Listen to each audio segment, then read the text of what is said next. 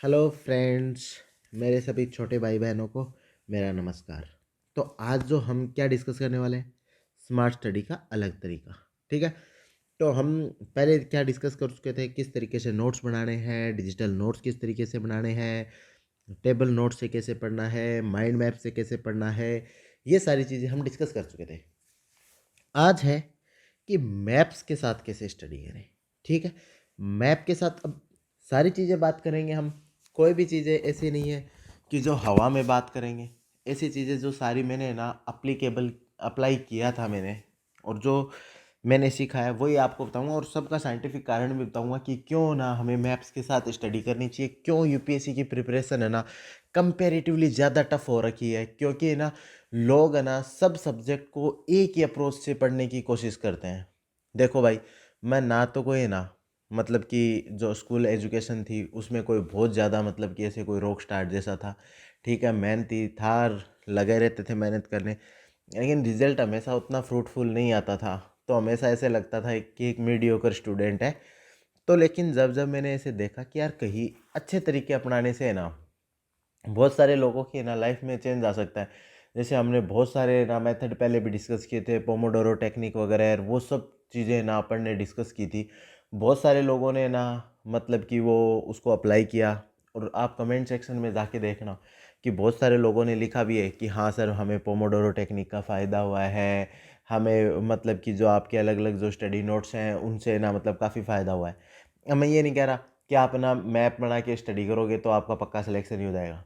लेकिन मैं ये कह रहा हूँ, यदि आपके नंबर 90 आ रहे थे ना, तो 95-100 ज़रूर आएंगे। मतलब 5-10 नंबर का इंक्रीमेंट होगा। बाकी तो आपकी ना जो फंडामेंटल जो आपकी समझ है, फंडामेंटल आपकी कितनी स्ट्रॉन्ग है,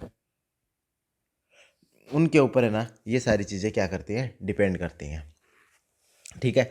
तो आज का जो मेथड है हमें उसके बारे में हम डिस्कस करते हैं। सबसे पहले हम किन किन चीज़ों के ऊपर हम डिस्कस करेंगे कि हमें ना जो मैथ्स के साथ स्टडी करनी है। सबसे पहला क्वेश्चन आता है सर वाई, हम उसके ऊपर डिस्कस करेंगे। फिर दूसरा क्वेश्चन आता है कि सर ये मैप्स है ना हमें मिलेंगे कहाँ से, आपने बता तो दिया। या तो आप सेल्फ एफर्ट मार सकते हो या गूगल कर सकते हो, बताएंगे नीचे किस तरीके से।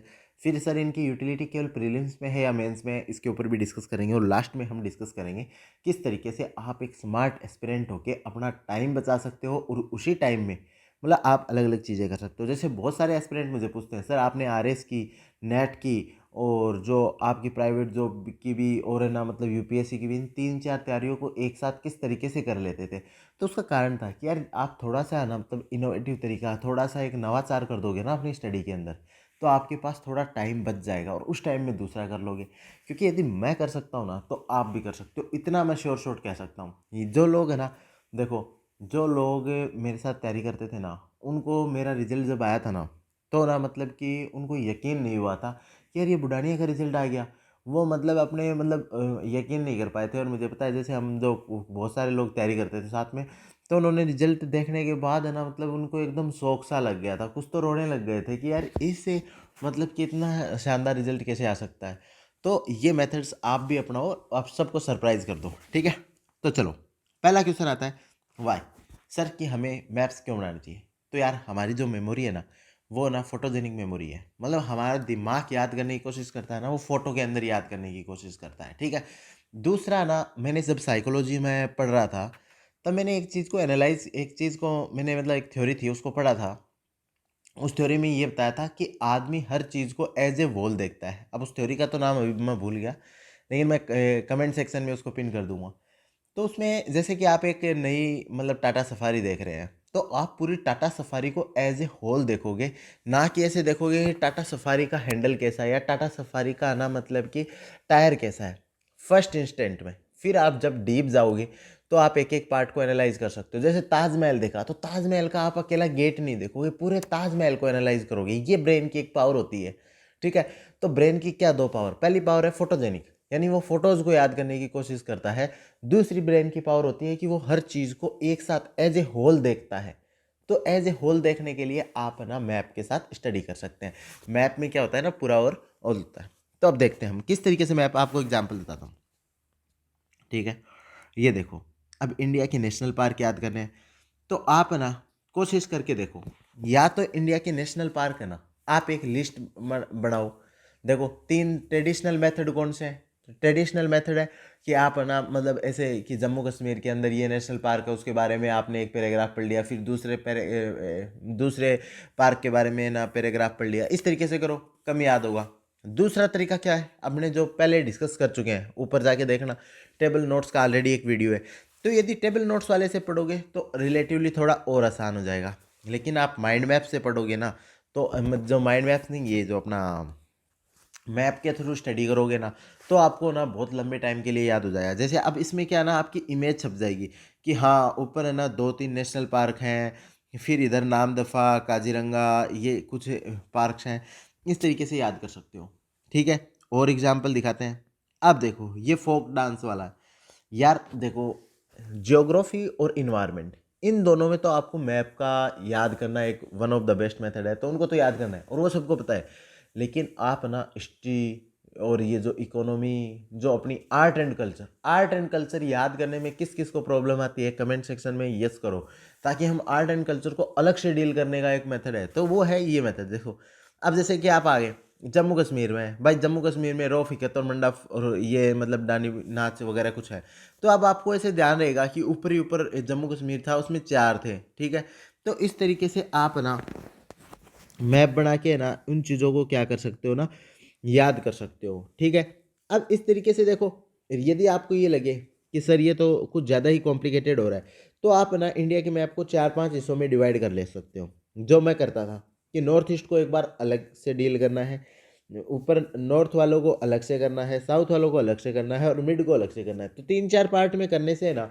वो आपके काफ़ी आसान हो जाता है, और ये प्रीलिम्स में सबसे ज़्यादा फायदेमंद है। प्रीलिम्स में सबसे ज़्यादा फायदेमंद क्यों है? क्योंकि भाई साहब आपको आपस में ना चीज़ों के साथ है ना कन्फ्यूजन होना बंद हो जाएगा, क्योंकि आपके फोटोजेनिक मेमोरी है। आपको जैसे कि छत्तीसगढ़ झारखंड में तो चलो फिर भी कंफ्यूज कर सकता है, लेकिन जैसे छत्तीसगढ़ का डांस है, उसको नॉर्थ ईस्ट में लिख देगा ना, तो आपका ना फोटोजेनिक मेमोरी बोलेगी यार उस मिड वाले बेल्ट वाले में तो कहीं था ही नहीं ये डांस का नाम, मतलब ये पक्का नॉर्थ ईस्ट का डांस है। तो ये काम आप कर सकते हो। फिर ये रिवर एंड डैम्स का इसी तरीके से है।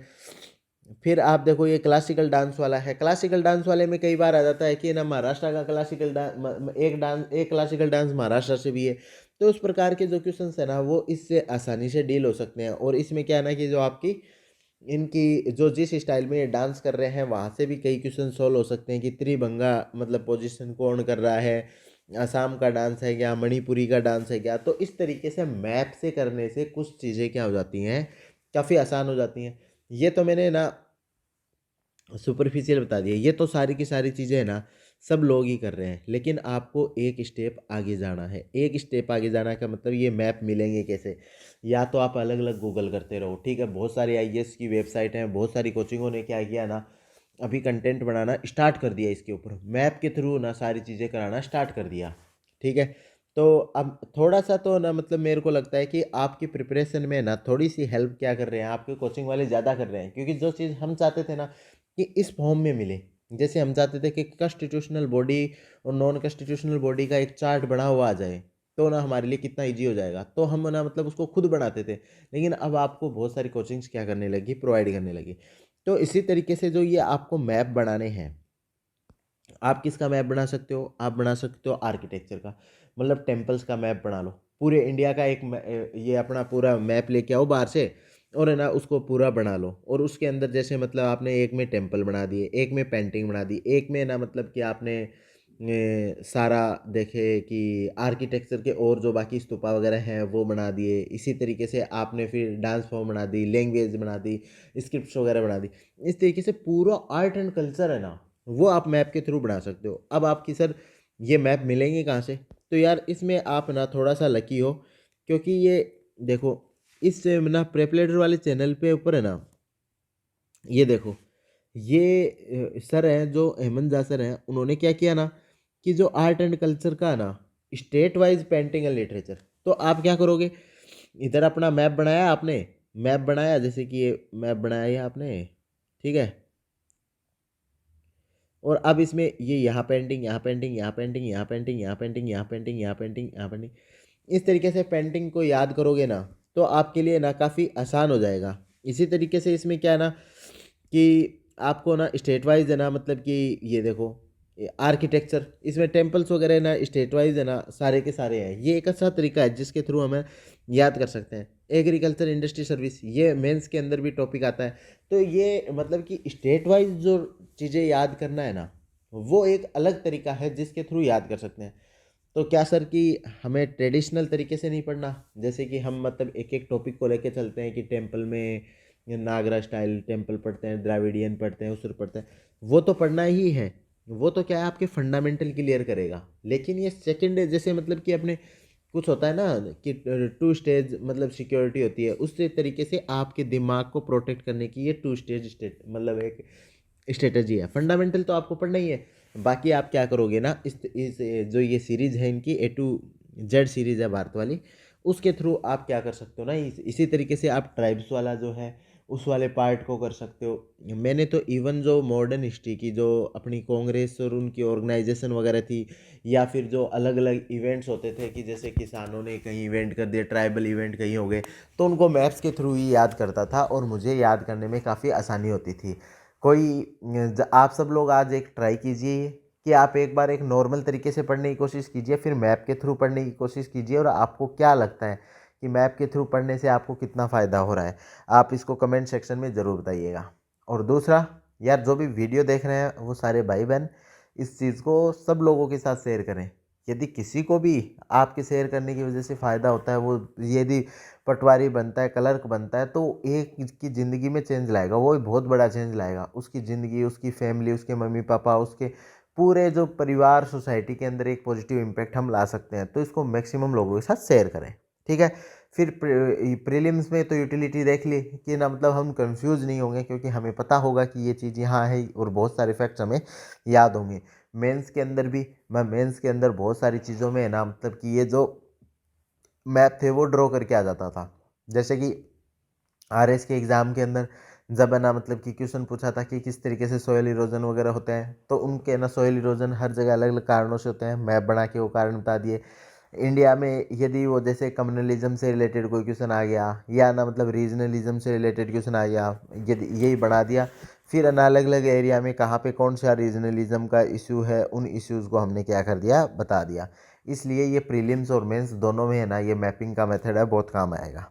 अब एक स्मार्ट एस्पिरेंट होना है आपको। स्मार्ट एस्पिरेंट इसी तरीके से होते हैं। देखो, सब लोग बोलते हैं कि स्मार्ट स्टडी करो, स्मार्ट स्टडी करो। देखो, स्मार्ट स्टडी कैसे करते हैं ना, वो कोई नहीं बता रहा। मैं आपको एक एक चीज़ है ना, छोटी छोटी चीज़ें बता रहा हूँ, क्योंकि मेरे को ना मतलब कि बहुत बार तो ऐसे लगता है कि चलो अब अपन मतलब कि अपना जो और ड्यूटीज़ हैं उनको पूरा करते हैं, लेकिन फिर ना मतलब बहुत सारे लोग मिलते हैं कि सर हमारा यहाँ पे सिलेक्शन हो गया, हमने वो आपका तरीका देखा था, सर हमने ये किया, हमने आपका वो तरीका फॉलो किया था। तो एक बार वापस से एक पॉजिटिव मोटिवेशन आता है कि हाँ यार, कि मतलब कि यदि 1 लाख लोग देख रहे हों, तो उन 1 लाख लोगों में से कम 1000 लोग तो ध्यान से सुनेंगे। 1% लोग तो ध्यान से सुनते ही हैं। उन 1% लोगों में से यदि 1% लोग भी सक्सेस होते हैं, तो मतलब यार 10-12 लोग सेलेक्ट हो रहे हैं, 10-12 लोगों की 10-12 फैमिली हैं, 10-12 सोसाइटी हैं, उसके अंदर इम्पैक्ट डाल देते हैं, तो ये बहुत बढ़िया है। तो इसीलिए मैं बार बार वापस से लग जाता हूँ नए नए तरीके ढूंढने। अब इन तरीकों को आप अप्लाई करो। देखो, सुनने से कुछ नहीं होगा, इतनी लिटरली सी बात मैं बता रहा हूँ। ये तरीके ओवर द ईयर मैंने अलग अलग जगह में पढ़ाई की, अलग अलग जगह जो चीज़ें याद नहीं होती उनमें अप्लाई कर करके देखता था, तब मुझे समझ में आई है। तो आप इन तरीकों को अप्लाई करो, वीडियो को लोगों तक पहुंचाओ, और जिसको भी जैसे मतलब कि यदि इसमें कोई और तरीका है, किसी को और अच्छे तरीके से याद करने का कोई तरीका पता है, तो कमेंट सेक्शन में ज़रूर लिखो। मैं उसको अभी भी मैं पढ़ता ही रहता हूँ। तो वो जो भी आप तरीका लिखोगे उसको मैं अप्लाई करके देखूंगा कि हाँ, इस तरीके से ज़्यादा याद हो रहा है क्या, और यदि उससे ज़्यादा याद होता है तो बाकी लोगों के साथ भी हम शेयर करेंगे। तो चलो, फिर अच्छे से एकदम पढ़ाई करो। All the best. जय हिंद।